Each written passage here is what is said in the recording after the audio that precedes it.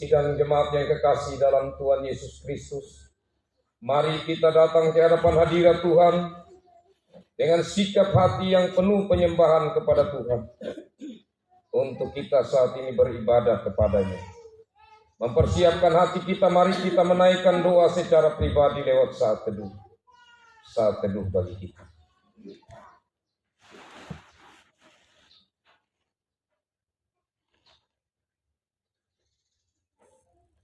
Pertolongan kita, yaitu nama Allah yang telah menjadikan langit dan bumi dengan segala isinya, yang memelihara kesetiaannya sampai selama-lamanya, dan yang tidak pernah meninggalkan karya tangannya.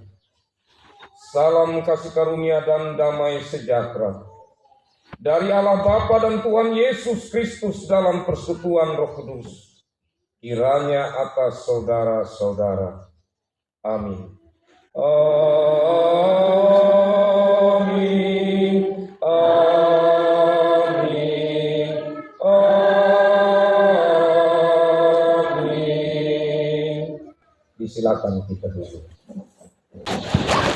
Dan jemaat kasih Tuhan, sabda Tuhan yang membimbing kita dalam kebaktian saat ini dari Galatia pasal 5, Galatia pasal 5 ayat 1.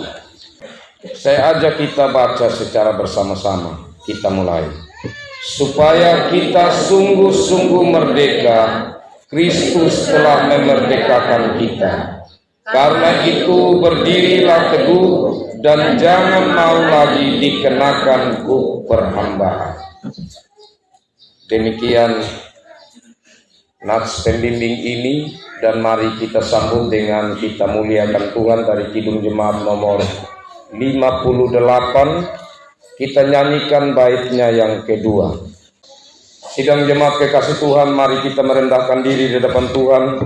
Kita mengakui setiap pelanggaran kita dan kita memohon pengampunan dari Tuhan. Kita berdoa.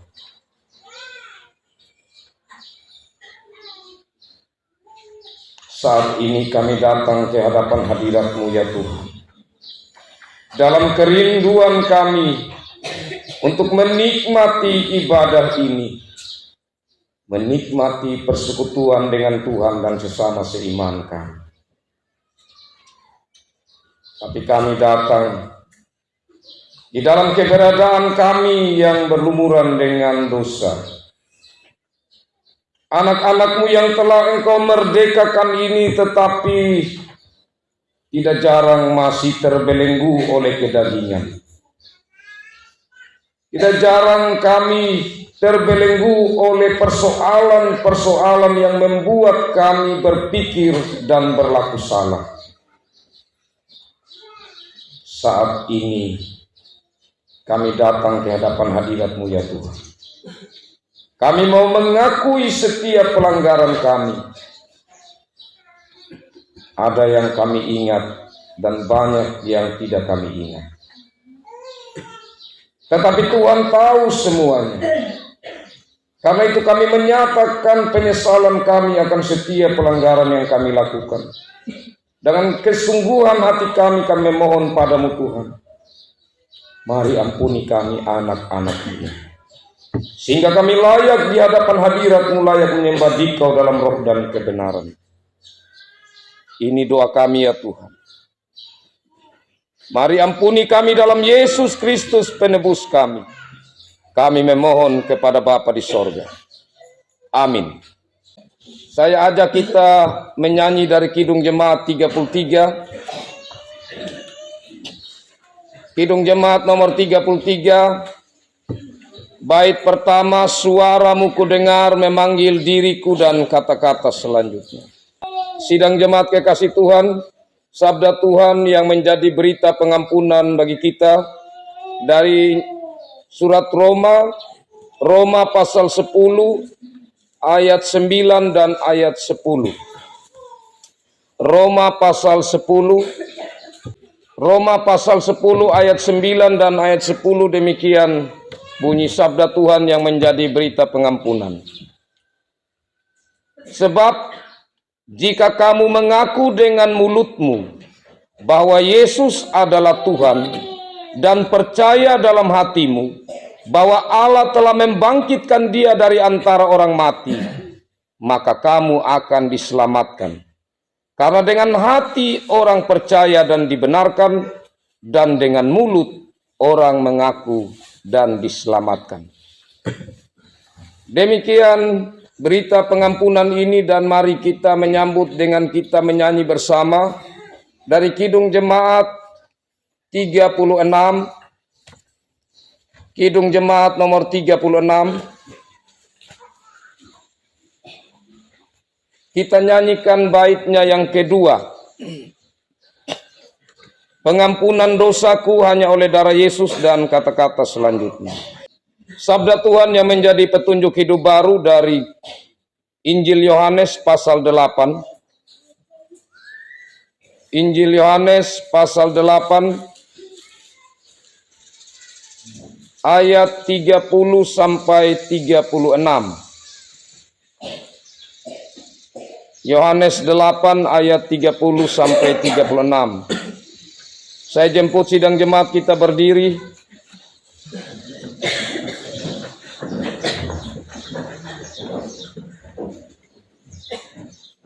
Saya mengajak kita membaca secara berbalasan bagian firman Tuhan ini. Saya dan majelis jemaat membacakan ayat yang genap, dan sidang jemaat membacakan ayat-ayat yang ganjil. Judulnya kebenaran yang memerdekakan. Kita mulai dari majelis jemaat. Setelah Yesus mengatakan semuanya itu, banyak orang percaya kepadanya.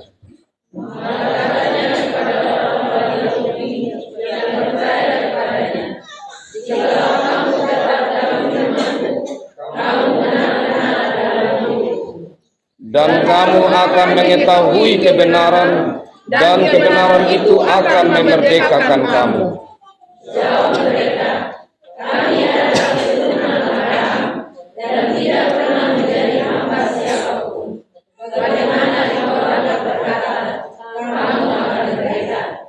Kata Yesus kepada mereka, "Aku berkata kepadamu, sesungguhnya setiap orang yang berbuat dosa adalah hamba dosa.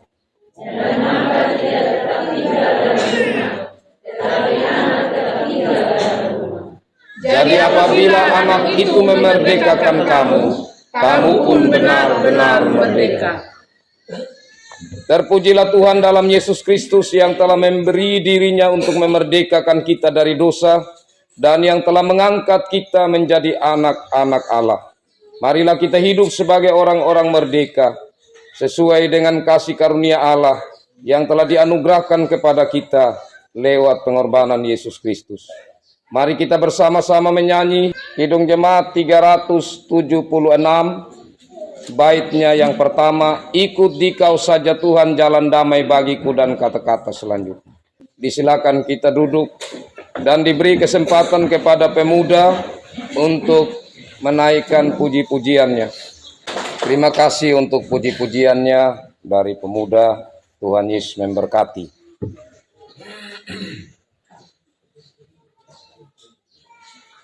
Saudara-saudara sidang jemaat yang kekasih, pada jam ibadah hari ini, ada saudara-saudara yang hendak mengaku dan menyatakan percayanya di hadapan Tuhan dan jemaatnya. Mereka telah meminta dan diterima secara gerejawi untuk menjadi anggota yang bertanggung jawab penuh dalam jemaat. Mereka telah dibina dan dididik untuk mengambil alih pengakuan dan janji orang tua pada waktu mereka dibaptis ketika masih kecil. Pengakuan percaya adalah suatu anugerah dari Tuhan Yesus Kristus yang senantiasa menyertai umatnya dan menolong kita berpegang pada perjanjian anugerah Allah dari generasi ke generasi. Supaya nyata pengakuan percaya saudara-saudara di hadapan Tuhan dan jemaatnya, kami mengundang Saudara Berlin Wibik PKATA, Saudara Magudedi, Saudara Francisco Kabajawa, Saudara Hendro Argia Gaungu di depan.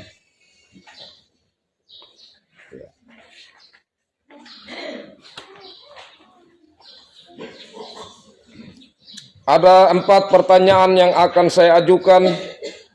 Dengarlah dengan baik, renungkan, dan kemudian memberi jawaban dengan hati yang tulus, yang penuh komitmen, dan volume suara yang dapat diikuti oleh jemaat Tuhan sebagai saksi. Yang pertama, percayakah saudara kepada pengajaran Alkitab dan 12 pengakuan iman rasuli sebagai pengajaran yang benar dan sempurna tentang keselamatan? Yang kedua, percayakah saudara bahwa keselamatanmu hanya dalam Yesus Kristus yang telah memberikan tanda perjanjian melalui baptisan kudus ketika saudara masih kecil? Yang ketiga, mengakukah saudara akan senantiasa merendahkan diri di hadapan Allah dan dengan senang hati mengasihi Tuhan Allah dan sesamamu, serta dengan setia menyaksikan nama Yesus Kristus sebagai Raja dan Juru Selamat? Yang terakhir, berjanjikah saudara akan mengikuti persekutuan jemaat dan datang pada perjamuan kudus, serta dengar-dengaran terhadap nasihat dan teguran majelis jemaat seandainya saudara melawan firman Allah? Apakah saudara percaya, mengaku, dan berjanji? Ya, dengan segenap hatiku saya percaya, mengaku, dan berjanji. Ya, dengan segenap hatiku saya percaya, mengaku, dan berjanji. Ya, dengan segenap hatiku saya percaya, mengaku, dan berjanji. Ya, dengan segenap hatiku saya percaya, mengaku, dan berjanji. Dengan demikian, saudara-saudara telah menjadi anggota yang bertanggung jawab penuh dalam jemaat yang adalah tubuh Kristus. Ia yang memanggil kamu adalah setia. Ia juga akan menggenapinya. Hiduplah menurut pengakuan dan janjimu, dan terimalah berkat Tuhan. Allah Bapa yang memanggil saudara-saudara untuk memperoleh keselamatan yang kekal di dalam Yesus Kristus, mengaruniakan kepadamu keteguhan iman dalam Kristus Yesus. Amin. Balik menghadap jemaat. Sidang jemaat yang dikasihi Kristus, kita telah mendengarkan pengakuan dan janji mereka. Terimalah mereka sebagai anggota dari tubuh Kristus. Terpujilah nama Tuhan. Kita bersama-sama dan mereka menyanyi dari Kidung Jemaat 375. Kidung Jemaat 375. Bait yang pertama, dan kita nyanyikan dengan cara atau ragam nyanyian 2 sahabat lama. Saya mau ikut Yesus, saya mau ikut Yesus, dan kata-kata selanjutnya. Terima kasih anak Iwi yang sudah boleh menyampaikan puji-pujiannya. Teruslah memakai suara merdu yang Tuhan anugerahkan untuk memuliakan Tuhan. Sidang jemaat kekasih Tuhan, kita masuk dalam pemberitaan sabda Tuhan dan firman Tuhan dari 2 Korintus pasal 3 ayat 1 sampai ayatnya yang ke-18.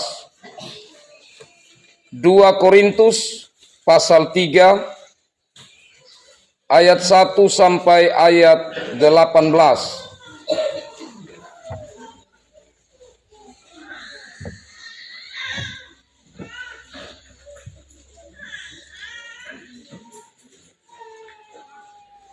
Bagi kita yang belum menemukannya, setelah doa baru kita lanjut cari.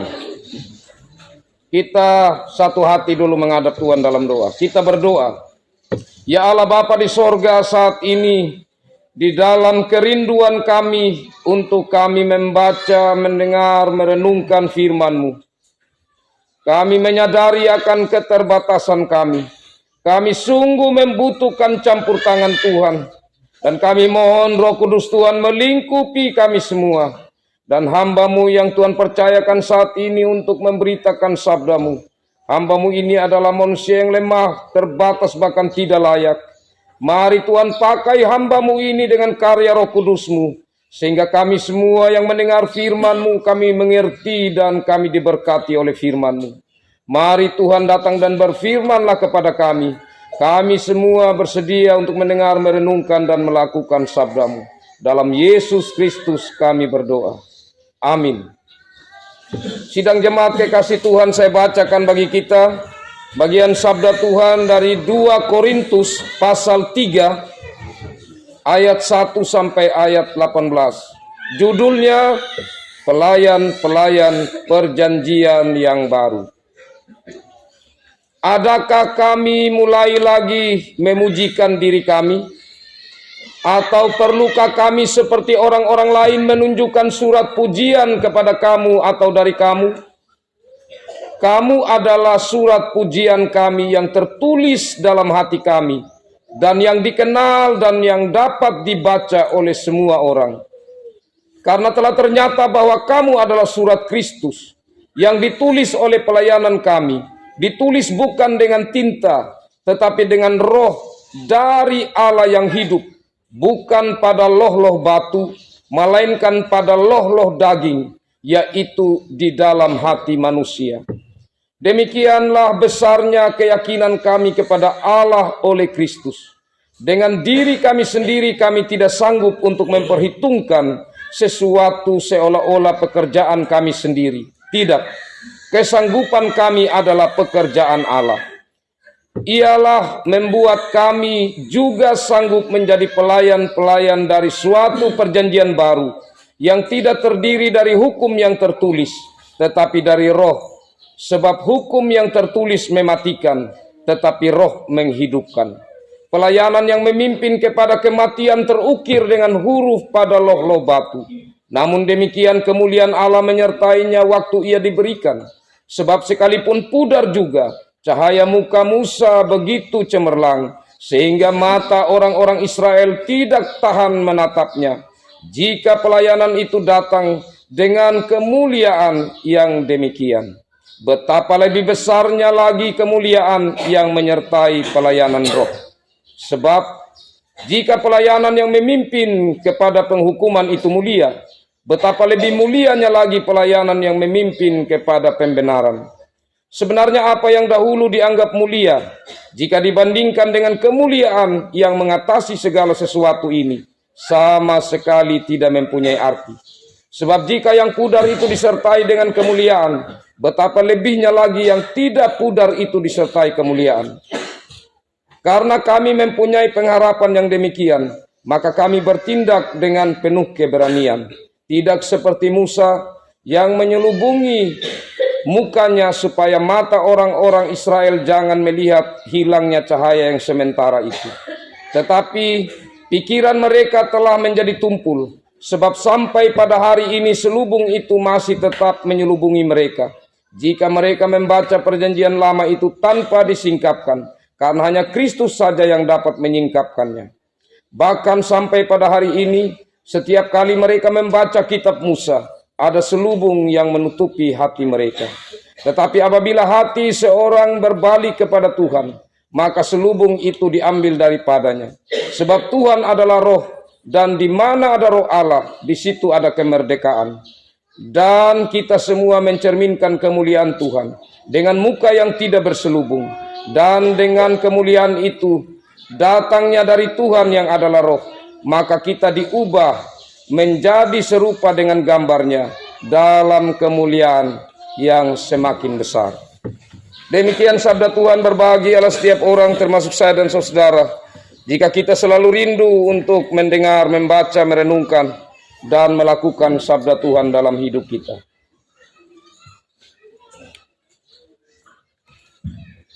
Shalom. Pernahkah saudara-saudari merasa atau mengalami dihina oleh orang?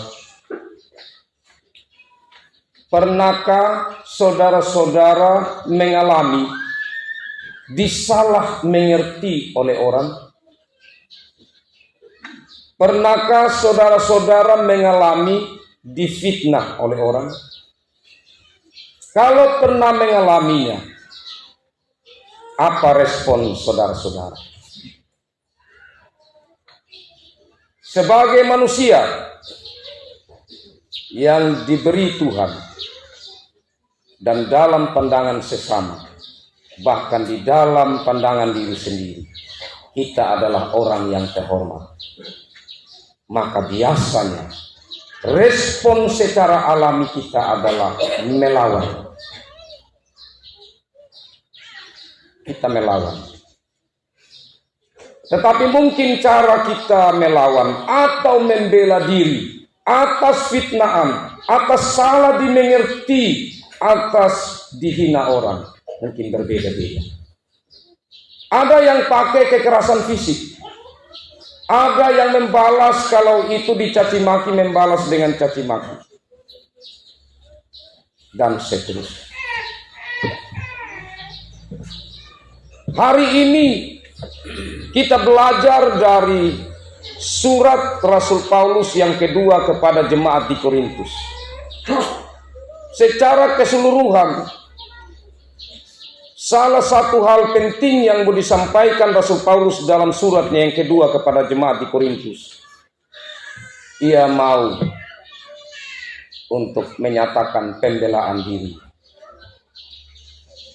Orang-orang di Korintus adalah orang-orang yang pintar. Jemaat di Korintus dibandingkan jemaat mula-mula saat itu, mereka punya jumlah warga cukup banyak. Dan di Korintus bukan saja orang pintar-pintar atau berpendidikan, tetapi dari status ekonomi bagus. Karena di sana ada pelabuhan. Karena di sana rantai perekonomian atau wira swasta perdagangannya cukup bagus.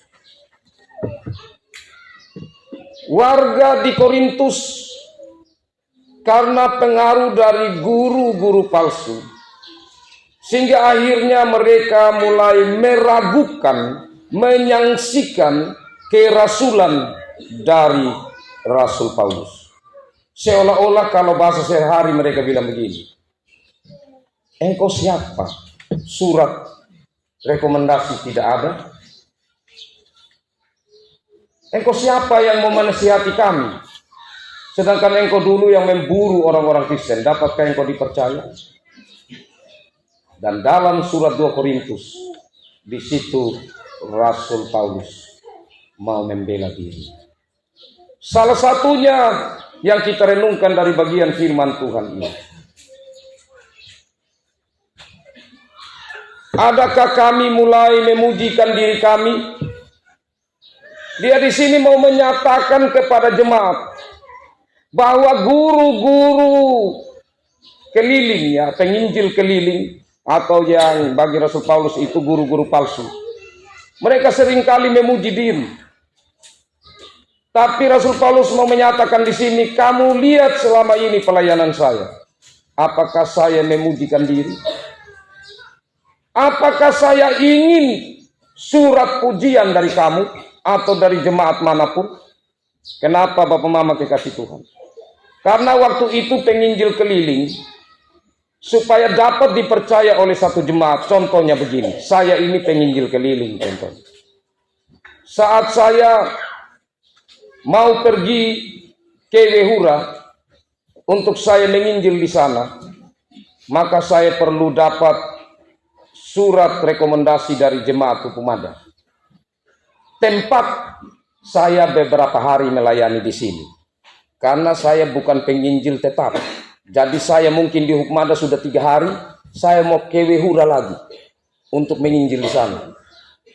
Maka di situ jemaat membuat surat kesaksian mereka. Seperti surat rekomendasi. Bahwa pelayanannya Pak Pendeta Herman ini atau Hermanus ini, dia bagus, silakan di sana boleh terima dia. Macam begitu. Tapi Rasul Paulus bilang saya tidak butuh itu. Kenapa saya tidak butuh itu? Karena bagi saya surat pujian itu atau rekomendasi itu adalah kamu sendiri.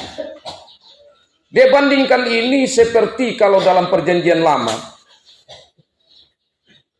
itu firman yang tertulis di loh-loh batu dengan firman yang ada di dalam diri Musa. Yang ada di loh-loh batu itu mati.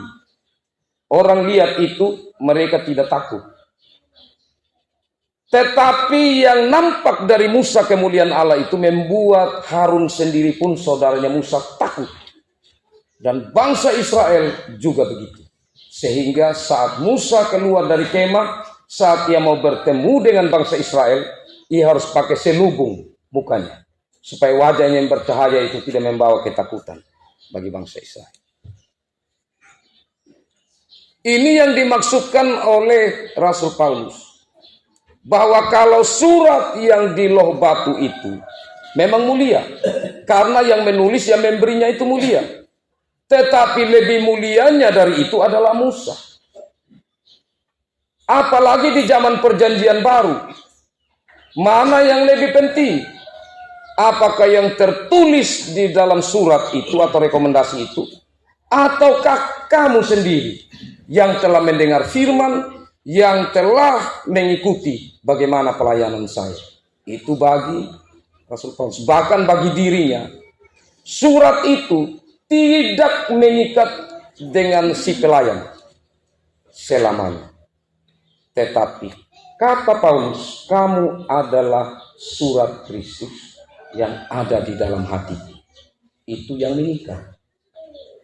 Artinya di sini yang mengikat bukan hal yang dari luar, tetapi yang ada di hati. Hati dengan hati yang terpaut, bukan kertas dengan hati.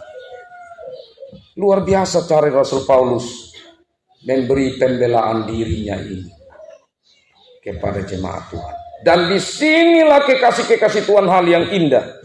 Di saat kita menemukan satu penghinaan, atau di saat kita menemukan orang memfitnah kita, memperlakukan dengan buruk, maka yang paling penting adalah bagaimana kita merespon. Cara membela diri dari Rasul Paulus ini sangat luar biasa untuk kita teladani. Yang berikut kekasih-kekasih Tuhan. Di saat Rasul Paulus menghadapi situasi di mana ia salah dimengerti oleh jemaat Tuhan. Jemaat yang bukan jemaat kecil, tetapi jemaat yang besar di Korintus. Tetapi itu tidak memudarkan semangatnya untuk terus melayani Tuhan. Ini hal yang tidak mudah.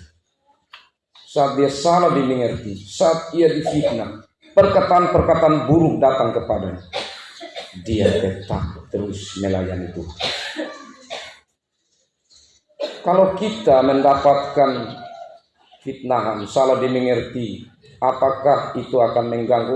Tema luruh, dia sudah, saya tidak suka itu orang kalau saya lihat dia di gereja, dia saya tidak pergi gereja dulu. Atau kepala desa, ini kepala desa lebih berat. Kas tinggal sudah ini desa ini, biar sudah dia jalan sendiri, sudah mau bagaimana. Karena kepala desa kalau pendeta salah, orang takut maki. Tapi kalau kepala desa itu orang ditanggung-tanggung untuk beres keluar kata-kata yang kotor. Tidak mudah menjadi pemimpin. Dan di sini Rasul Paulus menunjukkan bahwa ia tetap apapun yang terjadi melayani Tuhan. Landasannya apa? Kekasih-kekasih Tuhan. Karena baginya pelayanan itu intinya itu pemberian Tuhan dan dia tetap lakukan dengan ketulusan hatinya apapun yang terjadi. Dengan ketulusan hati. Berarti ukurannya di sini bahkan bukan soal keberhasilan. Kan orang semangat biasanya kalau dilihat pelayanannya berhasil, itu baru semangat. Di saat ada banyak kata-kata pujian atau positif yang datang itu baru semangat.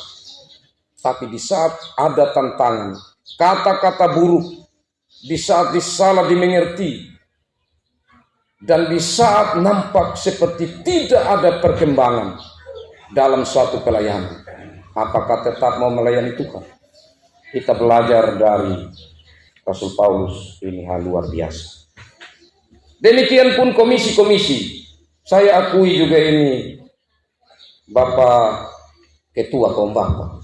Ini dari 2014 kalau saya tidak salah.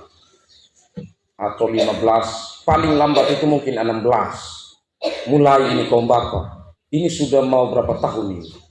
Bapak. Sudah mau 10 tahun. Ini kaum bapak. Dari awal itu ambau terus yang ketua. Bapak kalau bukan pelayanan Tuhan, saya tinggal. Jadi bapak ini macam dorang anggap saya anak kecil yang omong tidak ada wibawa sama sekali, tidak mau dengar sama sekali. Luar biasa. Kita harus bersyukur ada anak-anak Tuhan yang tetap mampu melayaninya. Itu karena apa? Karena menyadari bahwa pelayanan ini tetap dijalani secara tulus. Karena inilah pelayanan Tuhan. Jadi intinya pelayanan tidak tergantung dari keberhasilan, tidak tergantung dari apa kata orang, tapi apa kata Tuhan. Itu paling utama. Yang berikut kekasih-kekasih Tuhan, dan ini yang terakhir. Kalau kita diperlakukan buruk, ingat, ini kalimat penting. Wujud kasih boleh berubah, tapi hati tetap mengasihi. Atau wujud kasih boleh berubah, tetapi kasih tetap ada di hati. Saya mau kita ucap ini mengikuti. Kita sama-sama ucap. Wujud kasih boleh berubah. Silakan. Wujud kasih boleh berubah, tetapi kasih tetap ada di hati. Tetapi kasih tetap ada di hati. Maksudnya begini Bapak. Kalau anak saya bersalah, bahkan melakukan kesalahan yang luar biasa, wujud kasih saya bisa berubah. Kalau tadi saya omong baik-baik, saat dia melakukan hal yang salah sekali, wujud kasih saya bisa berubah dan saya marah. Tapi apakah kasih di hati saya hilang? Tidak mungkin kan? Wujud kasih bisa berubah. Saya bisa marah terhadap seseorang. Saya bisa mengatakan hal-hal yang cukup membuat bagi saya itu dia sadar dengan kata-kata yang tegas. Tetapi kasih tidak boleh hilang. Itu inti. Jadi kekasih-kekasih Tuhan, renungkanlah. Terlebih khususnya kita sebagai orang tua dan anak. Apakah kita tidak mau kenal kau, pergi dari sini, bisa kata itu keluar. Tapi apakah kita kemudian tidak ada penyesalan? Kita tidak merindukan dia? Tidak mungkin. Baik anak maupun orang tua, itu hal yang tidak mungkin. Karena itu peliharalah hati pelayanan kita dengan Tuhan. Tidak boleh putus. Karena itu peliharalah hati kita yang penuh kasih terhadap sesama. Karena dengan itu kita tidak saja dapat melihat hal-hal yang buruk dari orang lain, tetapi kita mampu melihat hal-hal baik dari mereka yang mungkin itu menjadi pelajaran yang penting bagi kita, atau mungkin itu menjadikan kita semakin menghargai orang lain.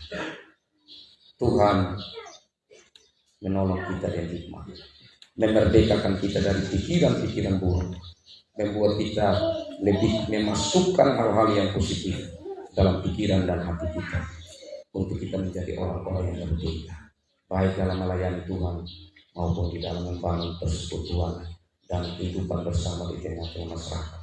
Tuhan memberkati firman-Nya dan memberkati kita semua. Amin.